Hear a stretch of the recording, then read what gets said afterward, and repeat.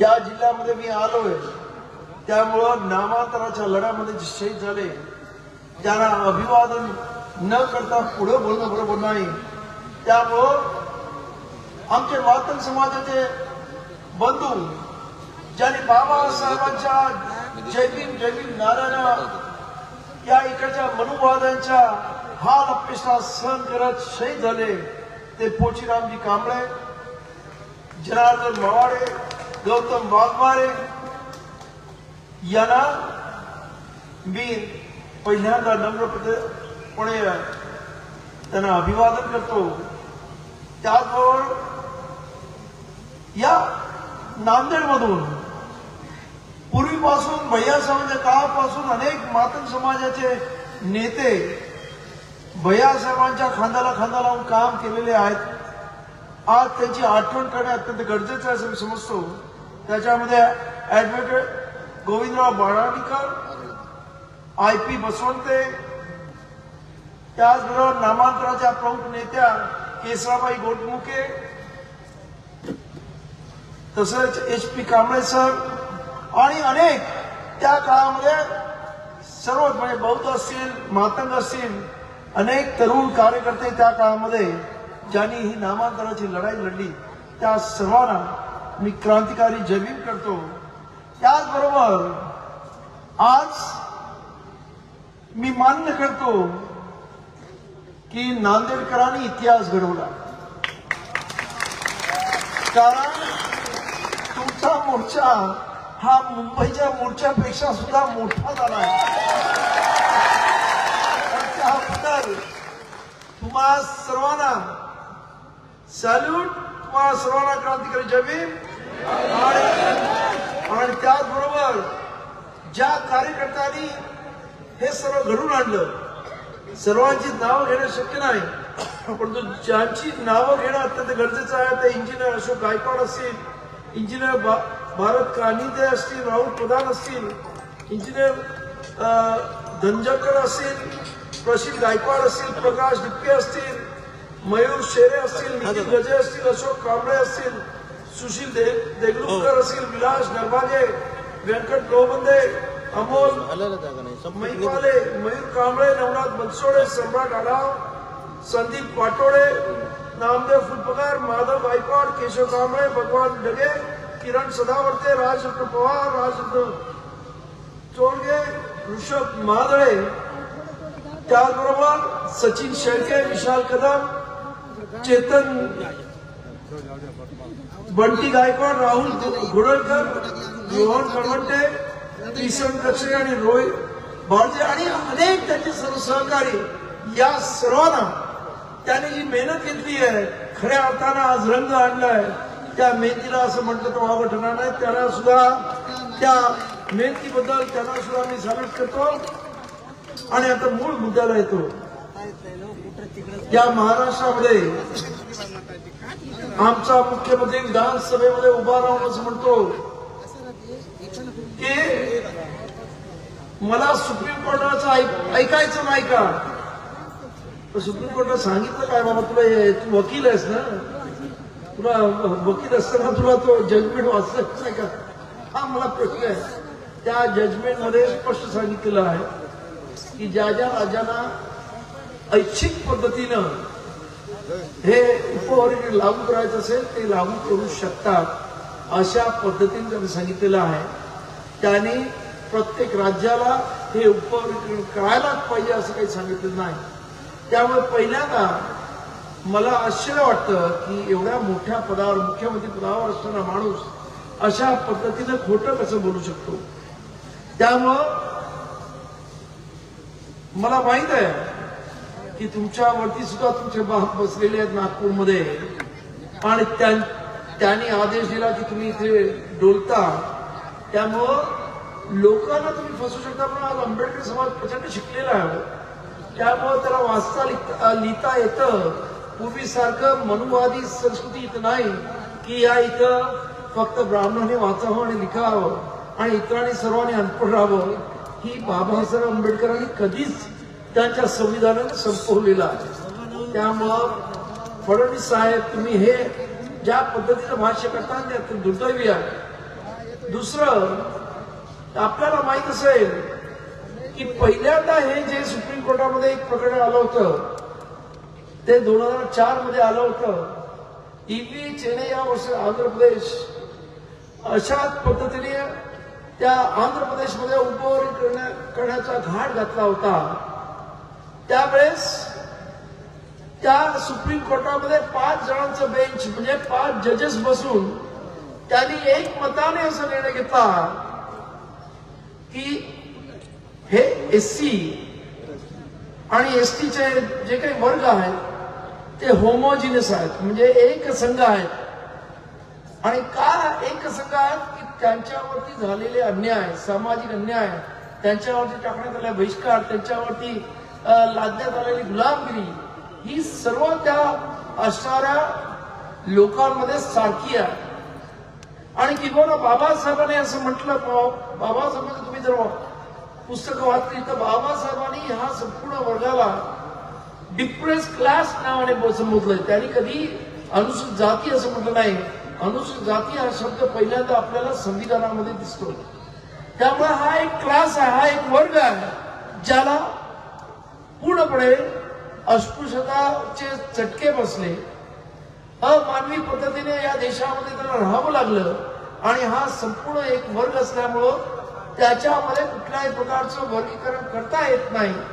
अशा पद्धतीचा निर्णय त्या 2004 मध्ये सुप्रीम कोर्टाच्या 5 जजेसने घेतला.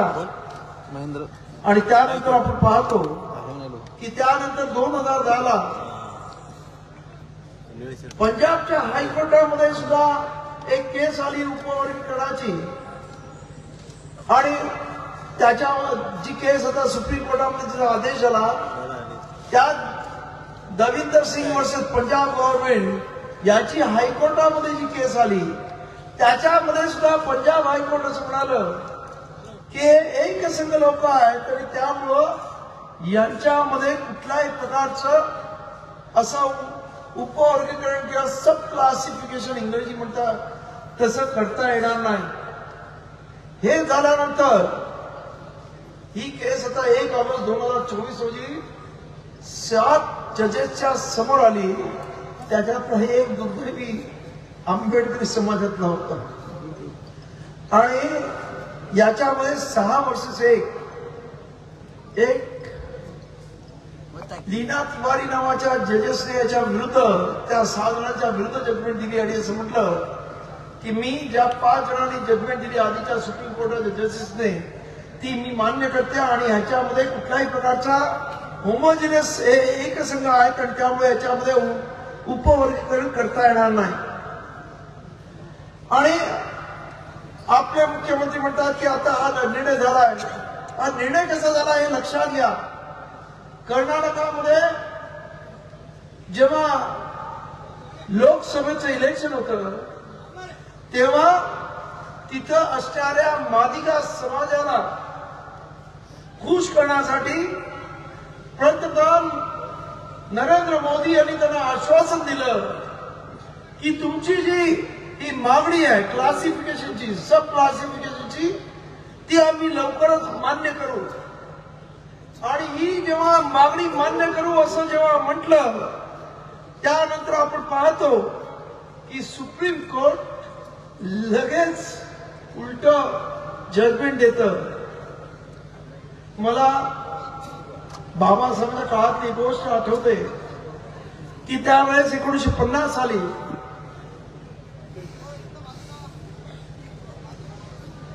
चंपकड नावाच्या वर्सेस मद्रास गव्हर्नमेंट, म्हणजे त्या काळात मद्रास नावाचं एक स्टेट होतं, यांची केस झाली, सुप्रीम कोर्टामध्ये आली. आणि सुप्रीम कोर्टाने असा आदेश दिला की शिक्षणामध्ये एससी आणि एसटीला रिझर्वेशन असू शकत नाही.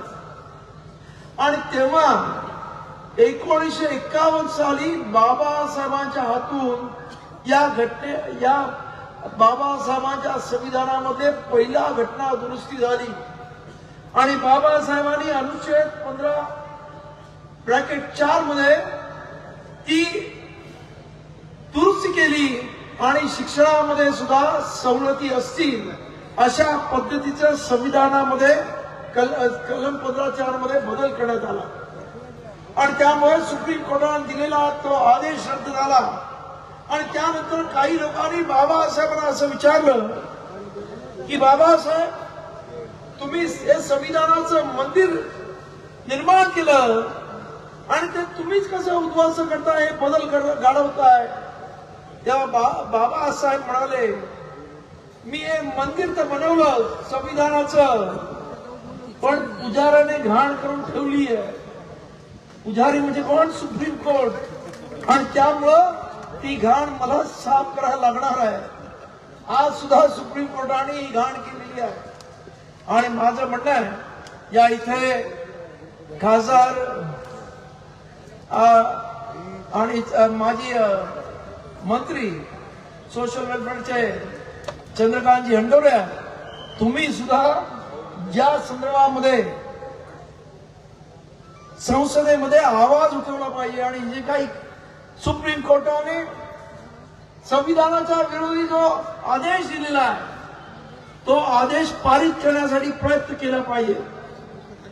त्याचबरोबर आपल्याला मी सांगू इच्छितो, मगाशी या इथे सर्वांच्या वतीनं पय्यानंदजी बोलले, भंते पय्यानंद, त्यांनी जे सांगितलं ते असं होतं की 2 दिवसापूर्वी सुप्रीम कोर्टामध्ये अशी जे केस झालेली आहे आणि त्याच्यामध्ये केंद्र सरकारने असं स्पष्ट सांगितलंय की SC/ST मध्ये क्रिमी लेअर लावता येणार नाही.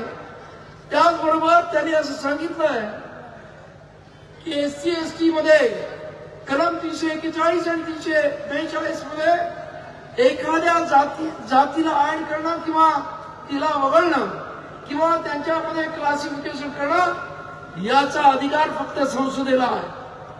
मग हे असं असताना या देवेंद्र फडणवीसला कोणी अधिकार दिला, हा महत्वाचा प्रश्न पडतो. त्यामुळं हे जरी किती बोलत असले तरी आज तुम्हाला सर्वांना माहिती आहे, देवेंद्र फडणवीसने विधानसभेमध्ये भाष्य केलं होतं की मी 1 ऑगस्टला अण्णाभाऊंच्या जयंतीच्या प्रित्यर्थ मी उपवर्गीकरण करणार आहे. परंतु आपल्या सर्वांच्या रेट्यापुढे, जनसंख्येच्या रेट्यापुढे, जन आक्रोशापुढे अजूनही त्या पठ्ठ्याने हे केलेलं नाही. आणि मला पूर्ण खात्री आहे की नांदेडचा हा मोर्चा बघितल्यानंतर नक्कीच देवेंद्र फडणवीसच्या उरामध्ये धडकी पडल्याशिवाय राहणार नाही आणि तो मागे घेतल्याशिवाय राहणार नाही हे उपवर्गीकरण. परंतु म्हणून आपण स्वस्थ बसायचं नाहीये, कारण कधी काय करतील. अत्यंत षडयंत्री आणि घातकी आहेत. आपलं आज आपण ज्या पद्धतीने प्रगती करतो हे मनुवादानं बघवत नाहीये आणि त्यामुळेच ही मंडळी आपल्या प्रगतीला खोडा घालण्याचा प्रयत्न करत आहेत. तेव्हा आपण सावध राहिलं पाहिजे. अनुसूचित जातीतल्या प्रत्येक जातीने आपल्या सर्वांनी एक संघ एक विधाने एकत्र राहिलं पाहिजे. आज मला इथे आवडलं की आज संयोजन समितीने चांगल्या लोकांना इथे बोलवलं, ज्यांनी उगाच कुठच्याही महापुरुषांवर त्या कुठच्या जातीवर टीका केली नाही. कारण आपली लढाई आहे, ती आपली लढाई या सरकार बरोबर आहे. आपली लढाई कुठच्याही जाती बरोबर नाही. आज सुद्धा मातंग आमचे भाऊ आहेत आणि अनेक मातंग खांद्याला खांदा लावून आज सुद्धा आमच्याबरोबर काम करतायत. त्यामुळं हा जो प्रयत्न काही लोक करत आहेत त्यांच्यामध्ये, आपल्यामध्ये, तुम्ही असं समजू नका फक्त त्यांच्यामधलेच करत आहेत, आपल्यामध्ये सुद्धा काही करतायत. मुद्दामून या इथं असणाऱ्या महापुरुषांना त्यांच्या शिवागाला मिळते, रिॲक्शन देतील. एक लक्षात घ्या हो, तुम्हाला मागच्या जालन्याच्या सभेमध्ये मी बघितलं, अत्यंत तीव्र पद्धतीने आपल्या लोकांनी रिॲक्शन दिली होती. बाबासाहेबांना त्यांनी शिवाय त्यांनी म्हटलं, तुम्ही वेडे आहात का? बाबासाहेबांना आपण सूर्य समजतो आणि सूर्यावर थुंकणाऱ्याची थुंकी कुठे येते? त्याच्या तोंडावर पडते ना. मग कशाला तुम्ही काळजी करताय? आज जग बाबासाहेबांना मानावं लागलं. आज बहुजन नव्हे तर आज दिल्लीमध्ये आपण बघितलं भटा बांधण्याची पोरं सुद्धा तिथं जैविक ठोकत होती. त्यामुळे तुम्ही कशाला काळजी करताय? हे आता बाबासाहेबांनी केलेली क्रांती, बाबासाहेबांनी दिलेला विचार आणि बाबासाहेबांनी केलेलं कार्य हे अमर आहे. किती कोणी प्रयत्न केला आणि किती बाबासाहेबांना लांछनास्पद टीका करण्याचा प्रयत्न झाला तरी आता कोणीही बाबासाहेबांच्या कर्तृत्वावर, बाबासाहेबांनी केलेल्या कार्याबद्दल कोणी काही म्हटलं तरी जनता आता भारताची ऐकायला तयार नाही. किंवा जगामधलेही लोक आज तुम्हाला कदाचित माहित असेल की बाबासाहेबांची जयंती तुम्ही नांदेडला करता, त्या सोलापूरला तर मोठ्या पद्धतीने होते. अनेक म्हणजे गावागावात आपल्या जयंत्या होतात, महाराष्ट्रात होतात, देशात होतात. परंतु आज बाबासाहेबांची जयंती 150 देशांमध्ये होते. एवढं आज बाबासाहेब आंबेडकरांचा विचार जगाला वावत आहे. आणि त्यामुळंच आपल्या सर्वांना माझी विनंती आहे, तुम्ही बाबासाहेब आंबेडकरांचे अनुयायी नव्हे तर तुम्ही बाबा म्हणता त्यांना, म्हणजे त्यांचे अनुयायी आहात पण त्यांचे पुत्र आहात. बाबासाहेबांचा विचार डोक्यात घ्या, कोणा विरुद्ध बोलू नका, सर्वांना घेऊन जाण्याचा प्रयत्न करा. आजही आमचे हे 90% मातंग बांधव आपल्या बरोबर आहेत. जे 5-10% लोक या काही भडकाऊ लोकांमुळे बिघडले असतील त्यांना सुद्धा समजून सांगा. 1 महिन्यापूर्वी मी तुम्हाला सांगतो की बीडमध्ये एक दंडी नावाचा मातंग समाजाच्या मुलाला त्याच्या मालकाने अत्यंत वाईट पद्धतीने मारलं. एकही मातंगाचा लीडर गेला नाही. आमचा रिपब्लिक सेनेचा पुरुषोत्तम वीर जो जिल्हा अध्यक्ष आहे तो तिथं गेला. त्यानंतर त्याला सांगून मी सोशल वेलफेअर डिपार्टमेंटच्या अधिकाऱ्याला पाठवलं. त्याच्या बायकोशी बोललो, त्याच्या वडिलांशी बोललो. त्याला 4.25 लाख रुपये अॅट्रॉसिटीच्या वतीने मिळतात, ती मदत मिळवून दिली. त्याचं घरकुल सुद्धा आम्ही पास केलं. त्यामुळं हे आपलेच बांधव आहेत. आणि आज तर तुम्हाला माहिती आहे की आपली माणसं तर कुठच्या मंदिरात जात नाही. हे मातंग समाजाचे लोक मंदिरात आणि इतर ठिकाणी गेल्यानंतर त्यांना मारझोड होते, तेव्हा आंबेडकरवादी त्यांना वाचवायला जातात, ते लक्षात घ्या. आणि त्यामुळं हे आपण मोठ्या भावाची आतापर्यंत भूमिका घेतली आणि याच्या पुढे सुद्धा या मोठ्या भावाची भूमिका आपल्याला निभावायची आहे. आणि खऱ्या अर्थानं एसटीच नव्हे तर देशातला प्रत्येक माणूस आपल्याला बाबासाहेबांच्या विचाराशी एकजूट करायचा आहे. आणि त्यासाठी आपण सर्वांनी मोठी मन करा आणि मोठ्या मनाने कामाला लागा. एवढंच मी सांगतो. आपण सर्वजण एवढ्या मोठ्या संख्येने आलात, परंतु नांदेडकरांना, नांदेड जिल्ह्यातल्या प्रत्येकाला मी मनापासून धन्यवाद देतो. आपल्या प्रति मंगल मैत्री कामना करतो आणि मी माझ्या वाणीला विराम देतो. नमस्कार. जय भीम. साहेब, एक फोटो घेऊयात सर्व नेत्यांची. सर्वात आधी संविधानाच्या प्रास्ताविकेचं वाचन नामदेव फुलबगा